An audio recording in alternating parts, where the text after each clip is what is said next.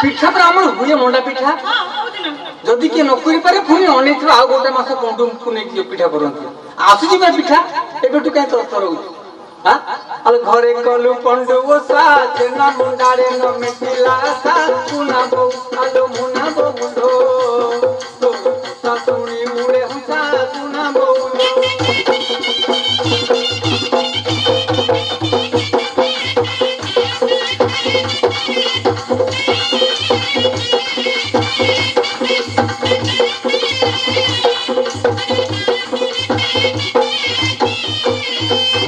ଅପେକ୍ଷା କର ଅଳ୍ପ ଦିନ ପରେ ମଣ୍ଡା ପିଠା ହବ ଆଉ ଛାନିଆ ଦିଅ ଆଉ କୋଉ ପିଠା କହୁନୁ କହୁନୁ ଯେତେ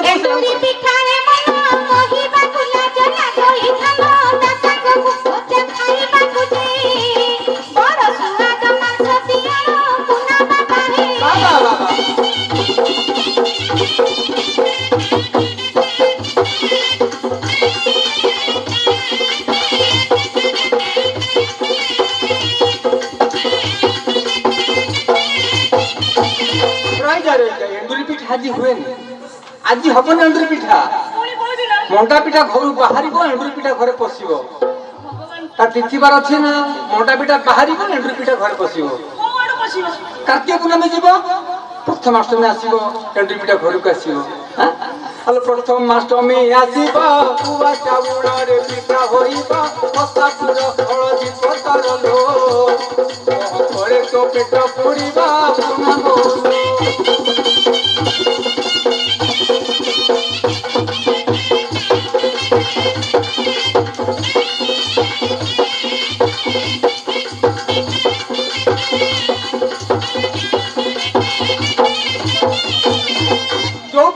ସବୁଦିନ କରିହବନି ତିଥିବାର ଅଛି ନା ଆଉ ଗୁଆ ଚାଉଳରେ ପିଠା ହେଇଥିବ ହଳଦୀ ପତ୍ର ହେଇଥିବ ବାସ୍ନାରେ ଲୋକ ଘରକୁ ଦାଣ୍ଡୁ ପଳେଇ ଆସିବେ ପରା ମାଂସ ତରକାରୀରେ ବୁଡେଇ ଖାଇଲେ ବହୁତ ବଢିଆ ଲାଗିବ ମୋର ବି ଜିଦି ପିଠା ନ ଖୋଇଲେ ମୁଁ ଛାଡ଼ିବିନି ଆଚ୍ଛା କହ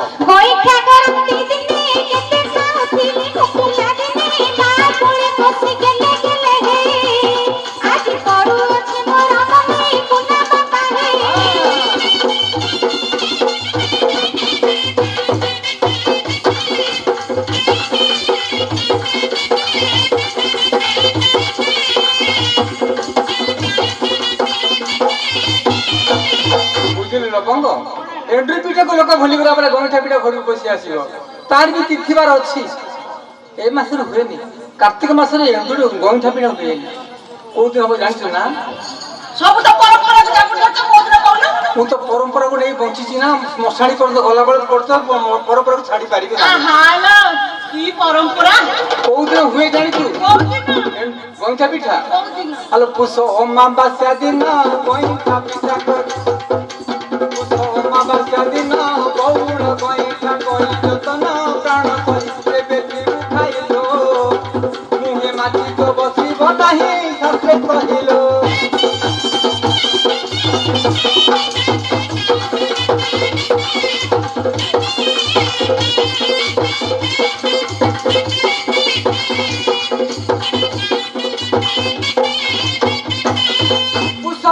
ଦିନ ବଉଳ ଅମାବାସ୍ୟାରେ ଗଇଁଠା ପିଠା କରି ମା ପିଲାମାନେ କୁହନ୍ତି ମୁହଁରେ ମାଛି ବସିବ ନାହିଁ ଇଏ ପରମ୍ପରା ଅଛି ଆଜି କୋଉଠି କଣ ଗଇଁଠା ପିଠା ଆଉ ପିଠା ପାଟି ବାବା ସେ ପାଟି ପାଖକୁ ବୋଲେଣି ପିଠା କରିବୁ ନା ଆମେ ବନ୍ଦ କରିଦବା କହିଦେଇ ପଳେଇବୁ ଆଚ୍ଛା ଆଉ କୋଉ ପିଠା କହୁନୁ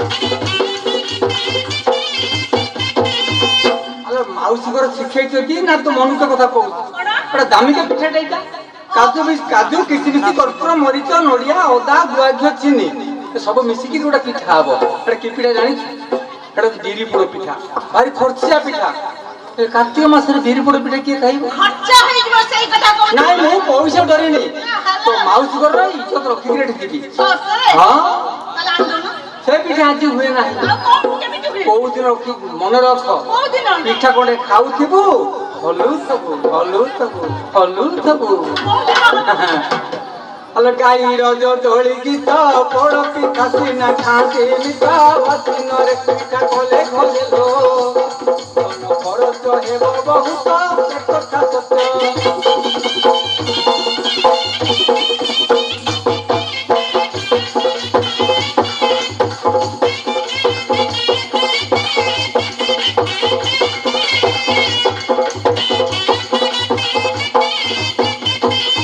କଣ ସରିଲା ରଜ ଦୋଳି ଗୀତ ଗାଉଥିବୁ ପୋଡ଼ ପିଠା ଖାଉଥିବୁ ଦୋଳିରେ ଝୁଲୁଥିବୁ ଏବେ ଝୁଲିଆ କହୁନି ପିଠା ଖାଇଲେ ରଜ ଦୋଳିରେ ବସିଲା ବେଳେ ଝୁଲନ୍ତି ପିଠା ଖାଆନ୍ତି ଏବେ ସେ ପିଠା ନୁହଁ ଆଉ କୋଉ ପିଠା ଶିଖିଛୁ କହୁନୁ କହ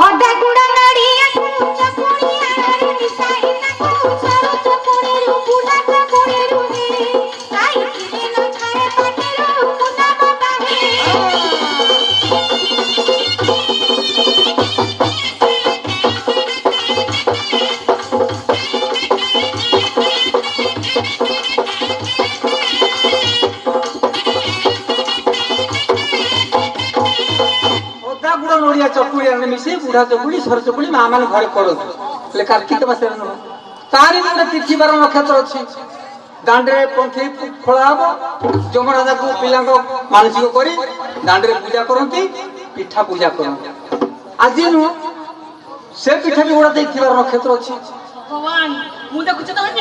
ନାଇଁ ନାଇଁ କହିବି ନା ମୋର ଭାରି ଦିଦି ଯେତେ ଲକ୍ଷ ଖର୍ଚ୍ଚ ହବ ପିଠା କେବେ ଜାଣିଛୁ ନା ହଲୋ ଦାଣ୍ଡ ପହଁରା ଓଷାକୁ ଯତନ କରି ବୁଢା ଚକୁଳିକୁ ମନ ଭରି ଖାଇବୁ ତୁ ବଢିଲୋ ଆଜି ଠାରୁ ଧୁଇ ଚୁନା ବଢିଲୋ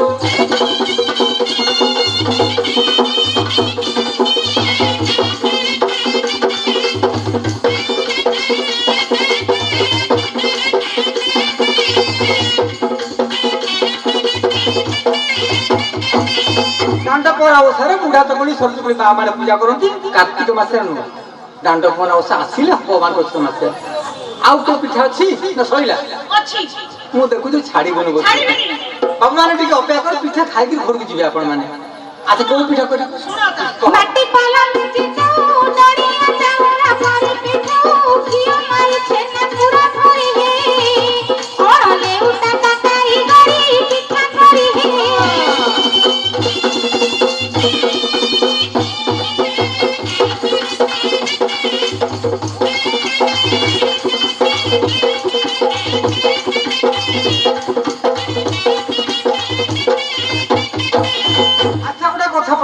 सब पिठा को चकुड़ी पलंग नौटे दी थर चें हुए गोटाए थर कौ चें किए कहली पिठा थरे मात्र चें हम एक घर पिठा हो से घर जापर कईटा चकुड़ी है गणी केबे से दिन पलैला आग को आसो अपेक्षा कले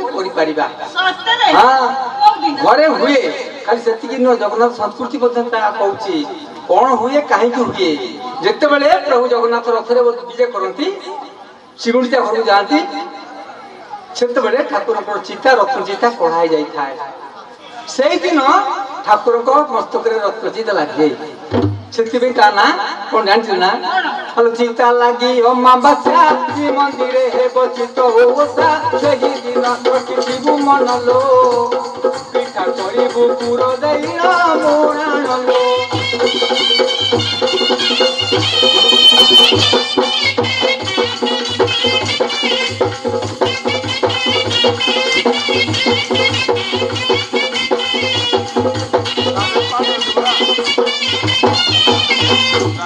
पिठा रहा अच्छी चुना मुझे चुना फोपाड़ी दवा आ पिठा करवा बाप मान टपट कले जल्दी कह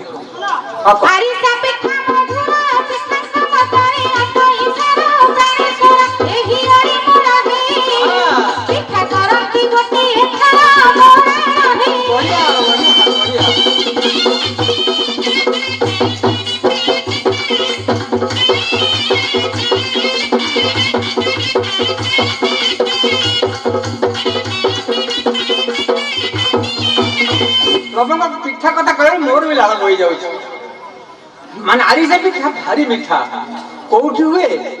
ଘରେ ହୁଏ ନିଲ। ଯୋଉଦିନ କ୍ଷେତ ବଢିବ ବୁଢୀ ମା ଯିବ ସବୁ ଚାଉଳ ଆଣ ବାଟି ଗୁଣ୍ଡ ଗୋଳେଇ ସେ କ୍ଷେତରେ ପୁରା ହିଡ଼ କୋଣରେ ବସିକିରି ନଡା ଜାଳିକିରି ପିଠା କରୁଥିବ। ଧୂଆଁଟିଏ ଲାଗିବ, ଲୁଣ ପଡେ ନାହିଁ, ଅଲଣା ହେଇଥିବ। ଆରିସା ପିଠା ଭାରି ମିଠା। ମୋ କହିବା କଥା, ତୁ ଯଦି ତିଥିବାର ମନେ ରଖନ୍ତୁ ମୁଁ ତତେ କାହିଁ କହନ୍ତି? ତମର ତ କିଣିଖିଆ ଲୋକ, ବିଲ ବାଡି ନାହିଁ, ତୁ ଜାଣିବୁ କେମିତି? ଆଉ ମୋର ନାଇଁ, ମୁଁ ଚଳୁଛି କେମିତି? ତମର ଅଛି? ହଁ। ଭଗବାନ, ମୁଁ 30 ବର୍ଷ ହେଲାଣି ଆସିଲିଣି ଏପର୍ଯ୍ୟନ୍ତ ମୁଁ ମାନେ ମାଣବସା କରିବାକୁ କୋଉଠି ପଇସାରେ ପାଉନି। ଆଉ ମୋର ବିଲ ଅଛି। ଆଉ ମାଣବସାରେ କଣ ଗୋଡି ବାଡ଼ି କରୁଛୁ? ଚାଉଳ ଦାନ ଆଣି ଦଉଛି ନା? ନାଇଁ ଲୋ, ବିଲ ମୋର ବେଶୀ ନାହିଁ, ମାତ୍ର 8 ଗୁଣ୍ଠ ବିଲ। ଆଜ୍ଞା, ଏ କଳାକାର ଜୀବନରେ ଆଉ ବେଶୀ କିଛି ମୋର ପଇସା ପତ୍ର ହଉନି। 8 ଗୁଣ୍ଠ ପିଠା ମୁଁ କରିଦେଇଛି, ସେଇଥିରେ ମୋର ଜୀବନଟା ଅତିବାହିତ ହେଉଛି। କଳାକାର ଜୀବନ କହୁଛ? ସବୁ କଳାକାରଙ୍କ ଘର ଦ୍ୱାର ଅଛି, ତମର ଘର ଅଛି? ଘର ଅଛି। ଭଡା ଘରେ କାହିଁକି ରହୁଛି ଜାଣିଛ ନା? ଯୋଉ ବୋକା କଳାକାର ସେ ଘର କରନ୍ତି। ମୋ ଭଳିଆ ଚାଲାକି ଦେଖିବ ସେ ଘର କରିବନି। ବୁଝେଇ ଦଉଛି ଶୁଣ, ଯଦି ମୁଁ 50 ଲକ୍ଷ ଟଙ୍କା ଘର କରିବି, 5 ବଖରା ଘର କରିବି, ବର୍ତ୍ତମାନ ଜାଗା ରେଟ୍ ଯାହା, ମୂଲିଆ ତ ପାଖକୁ ଦୌଡ଼ିବାକୁ ପଡିବ। ସତେ ଯଦି ମୁଁ ତାଙ୍କର ଧାରିଛି, ମିସ୍ତ୍ରୀ ପାଖକୁ ଦୌଡ଼ିବାକୁ ପଡିବ। ମୁଁ ଅପେକ୍ଷା କରିଛି ଗାଁରେ ସବୁ କୋଠା ଘର ହେଇଯିବ, ସେମାନେ ମତେ କହିବେ ଆଜ୍ଞା ଆପଣ କୋଉ ଘର କରିବେ, ସିଏ ମୋ ପାଖକୁ ଆସିବେ। ଆଉ ଗୋଟେ କଥା, ସେଇ ଟଙ୍କାକୁ ବ୍ୟାଙ୍କରେ ରଖିଦେଲେ ଯୋଉ ସୁଧ ଆସିବ, ଆରାମରେ ଗୋଡ଼ ଉପରେ ଗୋଡ଼ ବସି ଖାଇବ। ଘର କରିବା କଣ ଦରକାର ଅଛି କହିଲୁ? ଶୁଣ ଶୁଣ, ମୁଁ ଏ କଥା କାହିଁକି ବୋକା ବୋକା ବଢିଆ, ବହୁତ ସୁଖ ଅଛି। ମୋର 8 ଗୁଣ୍ଠ ବିଲ, ମନେ ରଖିଥା। ଆଜ୍ଞା, ମୋର ପ୍ରକୃତରେ ବେଶୀ ବଢେଇ କହୁନି, 8 ଗୁଣ୍ଠ ବିଲ। 1965 ମସିହାରେ ସେ ଆମର କଟକ ସମାଜ ଅଫିସ ଆପଣ ଦେଖିଥିବେ, ତା ପଛରେ ଗୋଟେ ବଡ ଡ୍ରେନ୍ ଯାଉଛି, ନାଳିଟା। ସେ ଡ୍ରେନ୍କୁ ନାଗିକି ଗୁଣ୍ଠେ ବିଲ କିଣିଦେଇଥିଲି 65 ମସିହାରେ। 1971 ମସିହାରେ ମୁଁ ଭୁବନେଶ୍ୱରରେ ଆମର କଟକ ତୁଳିଶପୁରରେ ଗୁଣ୍ଠେ କିଣିଦେଲି। ଅଛି। 72 ମସିହାରେ ଯେତେବେଳେ ଆମର ସ୍ୱାଧୀନତାର 25ତମ ଜୟନ୍ତୀ ପାଳନ ହେଲା, ନନ୍ଦିନୀ ଶତପଥୀ ଥିଲେ ମୁଖ୍ୟମନ୍ତ୍ରୀ, ଶସ୍ତା ଥିଲା ସେତେବେଳେ। ଭୁବନେଶ୍ୱର 4 ଗୁଣ୍ଠ କିଣିଦେଲି। 4 ଗୁଣ୍ଠ ବିଲ କିଣିଦେଲି, ଅଛି। ତାପରେ 82 ମସିହାରେ କଲିକତାରେ 2 ଗୁଣ୍ଠ କିଣିଦେଲି। କଣ? କଲିକତାରେ। କଣ ଓଡିଶା ଛାଡି ଯାଇ କଲିକତାରେ ଉଠିଲେଣି? ଅଛି ନା ବିଲ? ଆରେ ଖୋଜି ଖୋଜି ପାଇଗଲି। ଅଛି ସେ ବିଲ, ଅଛି। କୋଉଠି? କଲିକତାରେ ଅଛି। ଅଛି ଅଛି ପୁରା କହିଲି, ସେ ବିଲ ମୋର ଅଛି। ମୋ କବଳ। ଆଚ୍ଛା, ପୁଣି 90 ମସିହାରେ ପୁଣି ଦିଲ୍ଲୀରେ ଗୁଣ୍ଠେ କିଣିଦେଲି। କାହିଁ ପାଗଳ ହବ? ମୋର ମଫସଲରେ କୋଉଠି ବିଲ ନାହିଁ। ଆଜ୍ଞା ମନେ ରଖ, 65 ମସିହାରେ ଯୋଉ ଗୁଣ୍ଠେ କିଣିଲି ସମାଜ ବସି ପଛପଟେ ଡ୍ରେନ୍ କଡରେ କଟକ ଆକାଶବାଣୀ, ସେଇଟା ବର୍ତ୍ତମାନ ମାନେ ଚକବନ୍ଦୀରେ କ୍ୟାଣ୍ଟନ ରୋଡକୁ ଉଠିଯାଇଛି। ଅଛି ବିଲ। 71 ମସିହାରେ ତୁଳିଶପୁରରେ ଗୁଣ୍ଠେ କିଣିଲି, ଦୂରଦର୍ଶନ କେନ୍ଦ୍ର ଚକବନ୍ଦୀରେ ବର୍ତ୍ତମାନ ଯାଇ ଭୁବନେଶ୍ୱର ଆଚାର୍ଯ୍ୟ ବିହାରରେ ଅଛି। 72 ମସିହାରେ ଭୁବନେଶ୍ୱର 4 ଗୁଣ୍ଠ କିଣିଲି, କଳ୍ପନା ଛକରେ 3 ଗୁଣ୍ଠ, ଆସେମ୍ବଲି ପଛରେ ଗୁଣ୍ଠେ। ଆସେମ୍ବଲି ପଛରେ କଣ?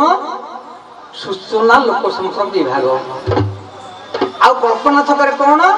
ଓଡ଼ିଶା ସଙ୍ଗୀତ ନାଟକ ଏକାଡେମୀ, ସଂସ୍କୃତି ବିଭାଗ ଏବଂ ପର୍ଯ୍ୟଟନ ବିଭାଗ। 4 ଗୁଣ୍ଠ ହେଇଗଲା ଭୁବନେଶ୍ୱରରେ। କଲିକତାରେ ଗରିହାଟ ରୋଡରେ ଗୁଣ୍ଠେ କିଣିଦେଇଛି, ସଙ୍ଗ ଆଣ୍ଡ ଡ୍ରାମା ଡିଭିଜନ, ଗୀତ ନାଟକ ବିଭାଗ। ସେଟା ହଉଛି ମିନିଷ୍ଟ୍ରି ଅଫ୍ ଆଇ&ଡି, ଗୀତ ନାଟକ ବିଭାଗର ଗୁଣ୍ଠେ କିଣିଦେଇଛି। ସିଏ ଅଛି। ଦିଲ୍ଲୀରେ ଗୁଣ୍ଠେ କିଣା ହେଇଛି। ହଁ, ଦିଲ୍ଲୀରେ ଗୁଣ୍ଠେ କିଣା ହେଇଛି। ମିଛ କାହିଁ କହିବି ଆଜ୍ଞା? ନାଇଁ, ଦିଲ୍ଲୀରେ ଗୁଣ୍ଠେ କିଣା ହେଇଛି। ହଁ, ସେ ହଉଛି Azad Bhavan, Indraprastha estate, ICCR, Indian council culture relation. ବାବୁ, ତମର ଯଦି ଏତେ ଅଛି, ତମେ ଭଡା ଘରେ କାହିଁକି ରହୁଛ? କାହିଁକି ରହୁଛି? ଭଲରେ ରହୁଛି, ଖୁସିରେ ରହୁଛି। ପିଠା ଖାଇବାକୁ ଦବୁ ନା ବାବୁ ଛଞ୍ଚ ପଳେଇବେ? ପିଠା ଖାଇବାକୁ ଦେବି? ତମକୁ ପୁଣି ପିଠା ଖାଇବାକୁ ଯିବି ଗୋଟା କଥା କର ମୁଁ ଗୋଟା କାଇଦା ବତେଇ ଦେବି କଣ ମାଉସୀ ଚୁନା ଦେଇଛନ୍ତି ତାଙ୍କ ସମ୍ମାନ ରକ୍ଷା କରିବା ଟିକେ ସୁଜି କିଛି ମିଶେଇ ଦେବା ଲୁଣ ପକେଇ ଦେବା ଘାଣ୍ଟି ଦେବା ଖାଲି ନଦୀକୁ କାଢିବୁ ପିଠା ଗଦେଇ ଦବୁ ଅଳ୍ପ ସମୟରେ ପିଠା କିନ୍ତୁ ଗଦା ହେଇଯିବ ବାବୁମାନେ ଖାଇଦେଇ ପଳେଇବେ କି ପିଠା କି କହିବି ହ୍ୟାଲୋ ଇଟିଲି କରିଦେବା କଣ ହେଲା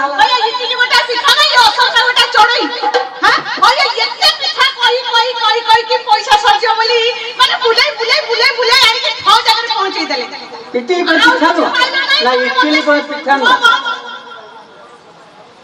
ଆଉ କିଛି ପାଇଲେ ନାହିଁ ମତେ କଥା କହିବାକୁ ଦଉନାହାନ୍ତି ଲାଷ୍ଟରେ କହିଲେ ମୁଁ ଅଣ୍ଡିରା ପିଠା କରିବାକୁ ଇଟିଲି ଅଣ୍ଡିରା ପିଠା ଅଣ୍ଡିରା ପିଠା ନୁହଁ କାଇଦା ପିଠା ହେ ଭଗବାନ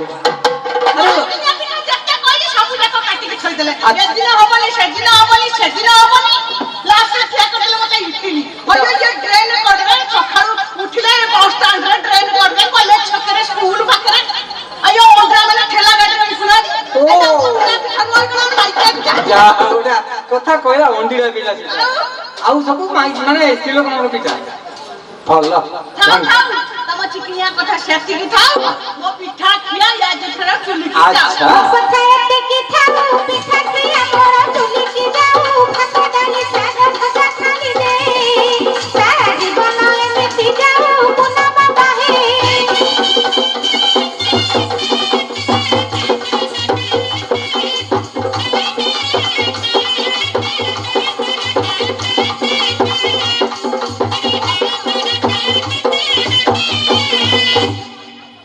सज्जन पंडित मंडली सम्मान्य माँ माने तो पारंपरिक लोक नृत्य पारंपरिक भल नाच परंपरा को लेकिन आम कथा नाच गीत सब किसी करूँ परंपरा को छाड़ी तुमको उत्सव दास बंची पार ना मशाणी माटी छुईया पर्यंत तेणु आपण मैंने गाड़ी दिंतु ताली दिंतु दुख ना कि परंपरा जुआड़े उत्सव दास सियाड़े गणेश बाहन मूषा आउ दिने पिता खली रात खसा आउ दिने पांडव खेलिले पोसा आउ दिने केलुड़ी मुंडरे पोसा आउ दिने गछर पाइया पोसा अज्ञातरे जदि दोषा दोष शिव केबे न होइले खसा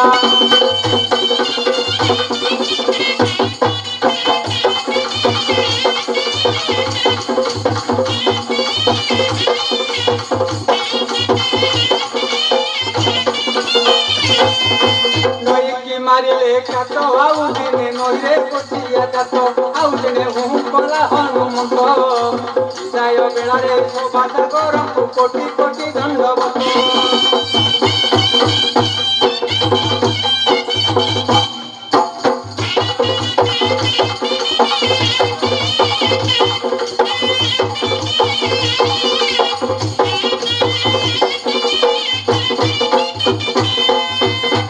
सर्वे भवन्तु सुखिना सर्वे सन्तु निरामया सर्वे भद्राणि पश्यन्तु मा कश्चित् दुःख भाग भवेत् ओम शांति शांति शांति। धन्यवाद गुरु श्री उत्सव चरण दास आमर को पिठा खुआइले समस्त निश्चित भाव पिठा खाई समस्त अनुरोध करी गोटे क्रम आम समस्त ठिया मु बर्तमान अनुरोध करी आमर नवघन सामल महोदय आमर ए लोककला महोत्सवर सभापति